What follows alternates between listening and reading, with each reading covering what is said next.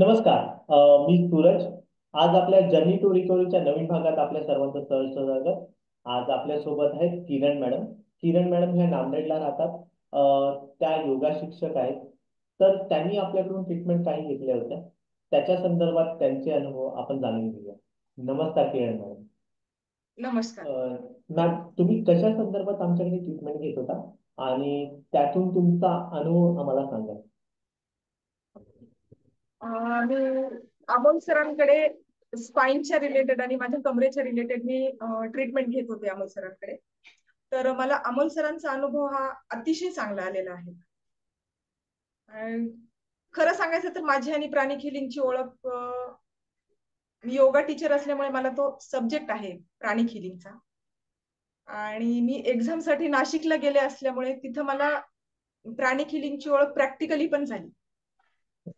योगायोग झाला असा की मी बसून उठताना माझ्या कमरेमध्ये चमक भरली आणि त्याच तिथे एक मॅडम होत्या. तर त्यांनी प्राणिक हिलिंगची डेमो दिला त्यांनी आम्हाला. आणि त्याच डेमो मध्ये त्यांनी माझ्यावरती एक प्रॅक्टिकल केलं की जे आपलं दुखणं असतं ते कसं कमी होतं, जसं ऊर्जा ओके. शरीरावरती काम करून ते कसं कमी करता येतं, हे त्यांनी ओके. मला डेमो दिला तिथं. आणि त्याचा अनुभव मला अतिशय चांगला वाटला. ओके. मग मी तिथनं वापस घरी आले. घरी आल्याच्या नंतर माझी ट्रीटमेंट चालू होती. वेगवेगळ्या थेरपीज मी घेत होते माझ्या कमरेच्या रिलेटेड. मग कमरेच्या रिलेटेड घेत असताना असं झालं की मला प्राणिक हिलिंगचं माझ्या डोक्यात होतंच. मग मी युट्यूब वरती सर्च केलं. मग युट्यूब वरती सर्च केल्याच्या नंतर मला तिथं अमोल सरांचे व्हिडिओ दिसले. मग अमोल सरांचे व्हिडिओ दिसले. मग मी त्यांना कॉल करून विचारलं ह्याच्या रिलेटेड. तर मला योगायोग असा झाला तर सरांचं वर्कशॉप पण तेव्हाच होतं. आणि मग सरांचं वर्कशॉप करण्यासाठी मी मुंबईला पण गेले. मग तिथं मी सरांचं वर्कशॉप केले. तिथून वापस घरी आले. पण मी काही दिवस प्रॅक्टिस केली आणि नंतर माझी प्रॅक्टिस बंद झाली पुन्हा.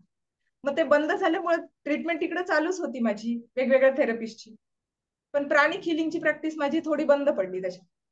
मग हळूहळू हळूहळू माझा पेन वाढत गेला. माझा कमरेचा त्रास वाढत गेला.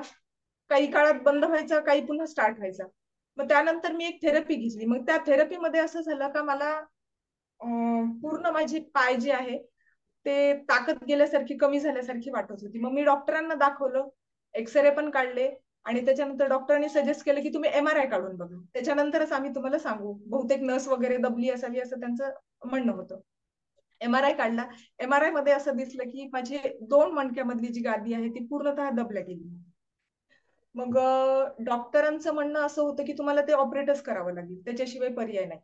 आणि त्यांनी तिथं मला इन्फेक्शन वगैरे असं झाल्याचं ते पण सांगितलं होतं. मग त्यांनी मला ऑपरेटच सजेस्ट केलं. मग तिथून मी पुण्याला गेलो.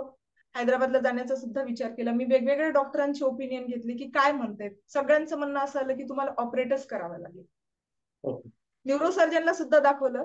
तर एका न्यूरोसर्जननी माझी फाईल पण नाही घेतली हातात. त्यांनी मला पुढे अर्थवाल्यांकडे हे करून टाकलं. मग ओके. त्यांनी सुद्धा ते म्हणे, त्यांनी तर मला एक बॅक साईडने आणि एक फ्रंट साईडने, म्हणजे पोटाची साईड आणि पाठीची साईड, त्यांनी तर दोन्ही ऑपरेट करायला सांगितले मला. 2 ऑपरेशन करायला. मग त्याच्यानंतर आले मी आणि अमोल सरांना मी कॉल केला आणि अमोल सरांना कॉल करून मी बोलले, सरांना सांगितलं असं असं. तर सर म्हणले, मला विचारले कशासाठी. मी म्हणलं सर फक्त त्यांनी असं म्हणले की इन्फेक्शन आणि त्या गोष्टी फक्त रिमूव्ह करण्यासाठी. आणि त्यांनी काही मला असं पण सांगितलं नव्हतं की तुम्हाला काही गॅरंटी द्याल आम्ही, तुम्हाला चालता पण येईल किंवा तुमच्या मणक्याची नंतर ताकद वापस येईल, पायाची ताकद वापस येईल, असं सुद्धा त्यांनी आम्हाला काही सांगितलं नाही. म्हणजे गॅरंटी कुठल्याच गोष्टीची त्यांनी नव्हती घेतली माझी. ओके. पण ठीक आहे म्हणे. मग अमोल सरांकडे मी ट्रीटमेंट चालू केली. सरांनी म्हणे सेशन स्टार्ट करूया आपण. सरांचे सेशन मी स्टार्ट केले. आणि स्टार्ट केल्याच्या नंतर जसं मी 15 दिवसात पूर्ण डाऊन मध्ये गेले होते, तसं मी ट्रीटमेंट स्टार्ट केल्याच्या नंतर 7 डेज मध्ये माझ्या पाय, जो की डॉक्टरांनी मला म्हणला होता मी गॅरंटी नाही देऊ शकत, तर माझा पाय हलायला लागला.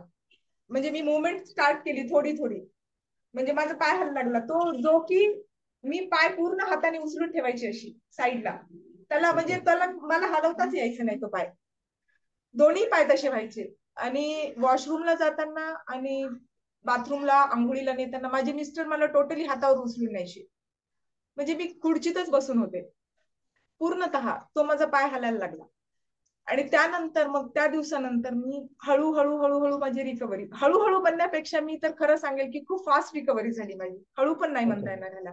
कारण 2 दिवस झालं किंवा मी रात्री झोपून सकाळी उठले का माझ्यात एवढे चेंजेस दिसायचे माझे स्वतःचे स्वतःला.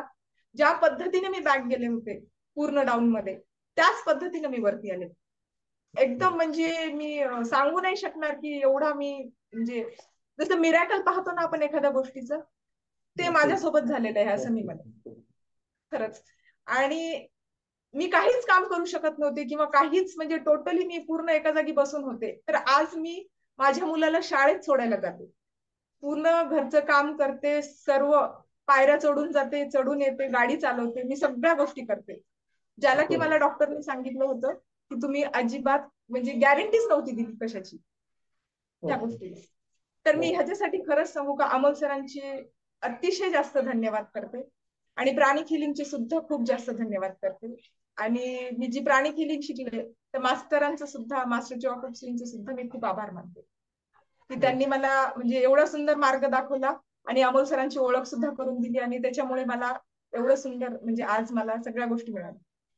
नक्कीच ना, तुमचे अनुभव खूपच छान आहेत.